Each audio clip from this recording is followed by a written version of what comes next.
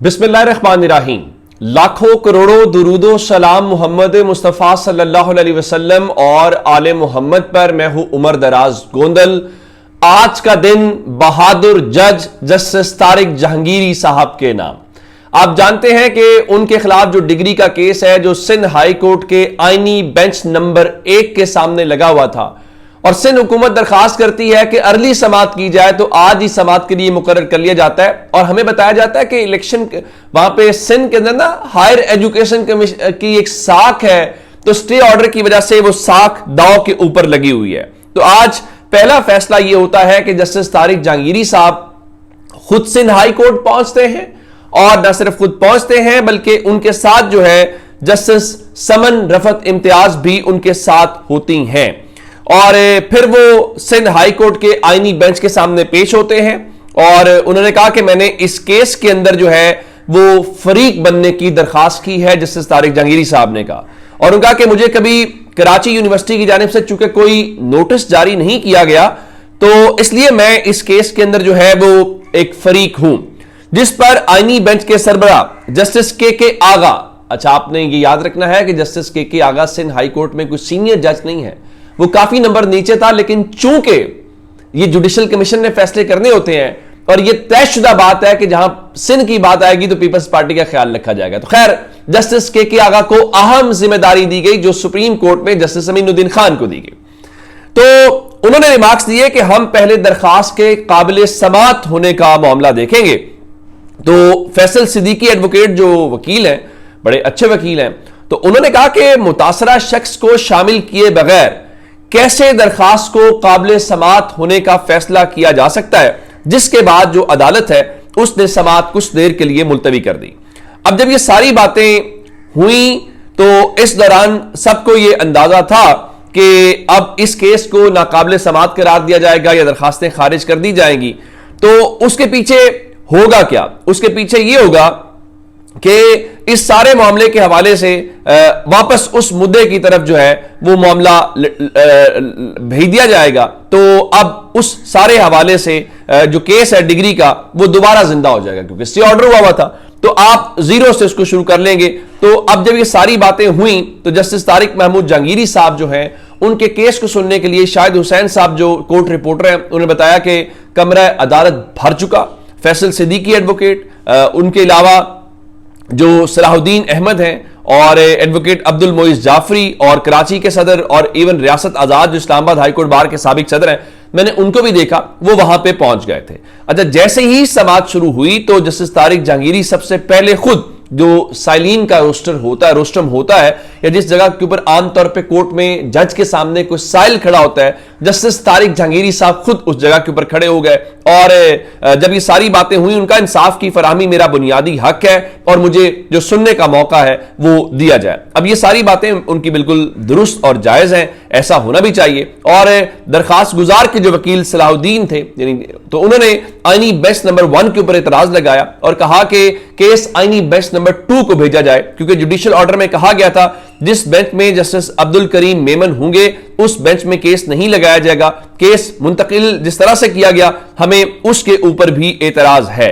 अच्छा, जब ये हुआ तो जो दरखास्त गुजार हैं, उन्होंने इस अदालत की कार्रवाई का बायकॉट कर दिया, और अदालत ने तमाम दरखास्तें अदम पैरवी की बुनियाद के ऊपर खारिज करते हुए निमटा दी। लेकिन जो तारिक जहांगीरी साहब ने आज वहां पे सारी बातें की हैं, और वहां पे जो एडवोकेट जनरल सिंह जो है वो कह क्या रहे थे कि आप इस दरखास्त के अंदर फरीक ना बने, आप अलग से कोई दरखास्त लेके आए। लेकिन एक तो मेरे ख्याल है ये बहुत अच्छी बात है कि जहांगीरी साहब खुद केस लड़ रहे हैं। देखिए, सिस्टम जो फैसला करेगा वो हम सबको पता है, लेकिन तारिक जहांगीरी साहब को अपनी कौम के सामने, अवाम के सामने, मुल्क के सामने और तारीख के सामने अपना केस दुरुस्त साबित करना है, और उन्हें इसी तरह से दलेरी बहादुरी के साथ। और ये आपका, मेरा, हम सबका फर्ज है कि एक जज जिसको इस बुनियाद पे सजा दी जा रही है कि वो सिस्टम का पसंदीदा नहीं है, हम सबका फर्ज है हम न सिर्फ उसकी बात को आगे पहुंचाएं, हम उसकी आवाज बने, उसके साथ खड़े हो।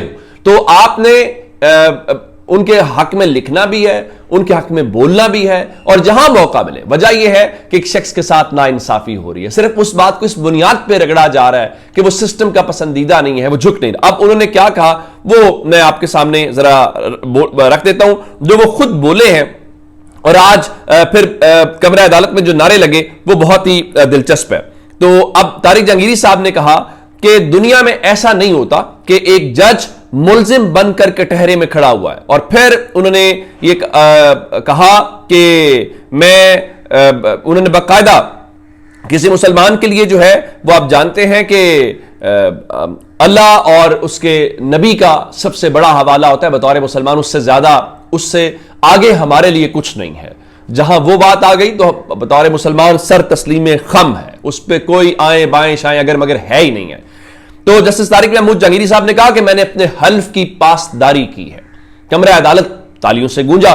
تو انہوں نے کہا کہ میں اللہ اور اس کے نبی کی قسم کھا کر کہتا ہوں کہ میں نے حلف کی پاسداری کی ہے. اور پھر انہوں نے ایک اور بات کی, تو انہوں نے کہا کہ میں نے کوئی ٹاؤٹی نہیں کی. جسٹس طارق جہانگیری آئینی بینچ کے سامنے کہہ رہے ہیں کہ میں نے کوئی ٹاؤٹی نہیں کی. اور پھر انہوں نے کہا میں نے کسی سیکٹر کمانڈر کے کہنے کے اوپر فیصلے نہیں کیے. یہ ہے نظام انصاف. یعنی طارق جہانگیری سب کپڑے اتار رہے ہیں اس نظام کے کہ پاکستان میں ججز کیا کرتے ہیں, کیسے چلتا ہے. اب ٹاؤٹی کون کرتا ہے؟ وہ تبھی کہہ رہے ہیں کہ میں نے ٹاؤٹی نہیں کی, میں نے کسی. پھر انہوں نے کہا کہ میں قسم کھا کر کہتا ہوں کہ میری ڈگری اصلی ہے اور میں نے تمام امتحانات جو ہیں وہ دیے ہیں. تو اس کے بعد انہوں نے کہا کہ مجھے فریق بنا کر میرا کیس سن لیں, لیکن اس کے بعد عدالت نے تمام جو درخواستیں ہیں وہ عدم پیروی کے اوپر خارج کر دی ہیں. تو طارق جہانگیری صاحب کے حوالے سے میں آپ کو ایک بات اور بتانا چاہتا ہوں کہ آج جیسے ہی وہ وہاں سے نکلے, جب انہوں نے ساری باتیں کی, تو اب چونکہ جسٹس جہانگیری کو بولنے سے روکا جا رہا تھا, تو ان کے بہت سارے جو کورٹ رپورٹرز ہیں اور لوگوں نے بتایا کہ وہاں پر جو شیم کے نعرے لگ گئے اور تمام جو وکلا ہیں وہ کمرہ عدالت سے چلے گئے. تو آپ اندازہ کیجئے کہ اس بینچ کی, اس عدالت کی وہاں پہ کوئی توقیر میں اضافہ ہوا یا بے توقیری ہوئی. اور بے توقیری انہوں نے کی یا بینچ نے خود کی کہ ایک شخص جس کے بارے میں آپ فیصلہ کر رہے ہیں اور وہ کہہ رہا ہے بھائی میری ڈگری کا مسئلہ ہے نا, مجھے کراچی نے کوئی نوٹس جاری نہیں یونیورسٹی نے کیا, اور کراچی یونیورسٹی کے اس پروفیسر والا معاملہ آپ کو یاد ہوگا جو غائب ہوا تھا. اچھا, اب آتے ہیں اس بات کے اوپر کہ آخر میں کیا ہوا. شاہد حسین صاحب جو کورٹ رپورٹر ہیں, چونکہ وہ اس کو کور کرتے ہیں, تو انہوں نے یہ بتایا کہ آئینی بینچ کے سربراہ جو جسٹس کے آغا ہیں, ان کے سامنے وکلا نے آج نعرے لگائے کہ کے آغا تیری زندگی شرمندگی. یہ بینچ کے آئینی بینچ کے سربراہ ہیں سندھ ہائی کورٹ کے, اور وکلا اگر ان کے سامنے کہہ رہے ہیں کہ آپ کی زندگی شرمندگی ہے, تو کیا کل کمائی؟ کیا صرف تنخواہ لینا, پرکس اینڈ پریویلیجز لینا, پروٹوکول لینا, صرف یہ نہیں ہوتا. ہم نے کسی لمحے اپنے ضمیر کو بھی مطمئن کرنا ہوتا ہے کہ میں جو آپ کے سامنے یہ بول رہا ہوں, کیا میں سچ بول رہا ہوں, کیا میں کسی ایجنڈے کے اوپر بات کر رہا ہوں, یا میں نیک نیتی سے آپ تک پہنچانے کی کوشش کر رہا ہوں. آپ میری بات پہ یقین کرتے ہیں تو مجھے آپ کے سامنے تو میری اکاؤنٹیبلٹی ہے ہی ہے, آپ کرتے ہوں گے. میں خود بھی اپنی اکاؤنٹیبلٹی کرنی ہے میں نے, اور وہ کیوں کرنی ہے کہ میں نے ہر بولے ہوئے جملے کا اپنے اللہ کو حساب بھی دینا ہے. اس دنیا کے بعد بھی ایک دنیا ہے نا, تو کیا کمایا ہم نے؟ یعنی کسی لمحے ہم بیٹھ کے سوچیں, تکلیفیں آتی ہیں نا, تو آپ کہتے ہیں تکلیفیں ٹھیک ہے, میں ٹھیک کام کر رہا ہوں, تکلیف بھی برداشت ہے, لیکن کسی لمحے آپ سوچتے ہیں کہ میں جو کر رہا ہوں کیوں کر رہا ہوں.